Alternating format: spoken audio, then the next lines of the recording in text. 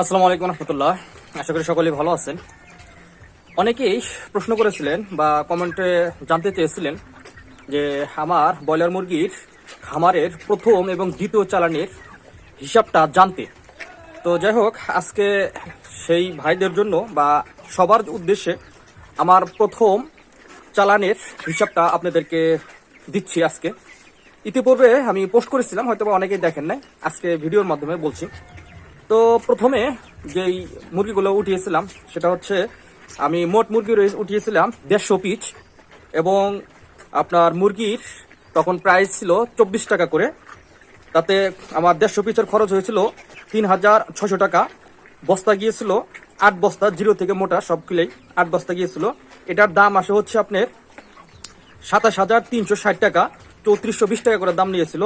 তারপরে গাড়ি ভাড়া দেওয়া হয়েছিল আমার 300 টাকা। লিটার বাবদ খরচ হয়েছিল আমার 600 টাকা।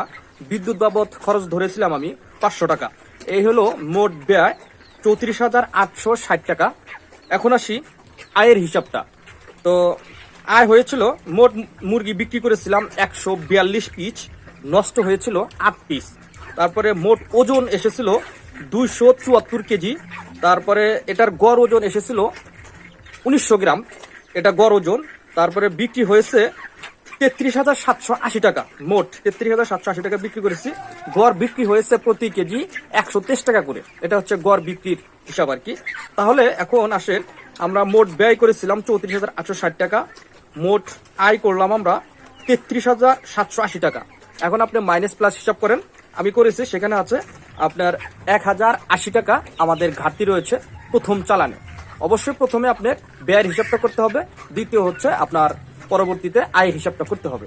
এই হচ্ছে আমাদের প্রথম ব্যাচের মুরগির হিসাব। তো ব্যবসা যেহেতু লাভ লস আছে, সেটা ধরে নিয়ে বসে থাকলে হবে না।